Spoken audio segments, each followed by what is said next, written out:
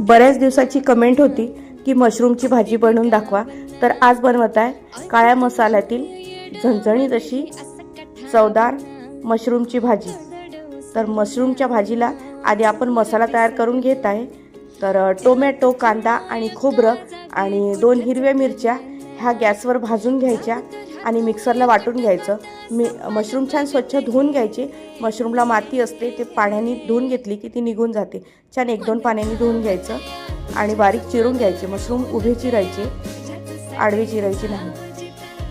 आणि कढईत तेल गरम करायला ठेवलं आणि आलं लसूणची पेस्ट टाकून आपण वाटलेला मसाला टाकून घ्यायचा आणि छान परतून घ्यायचा। तेल सुटेपर्यंत मसाला भाजून घ्यायचा, म्हणजे भाजीला छान चव येते।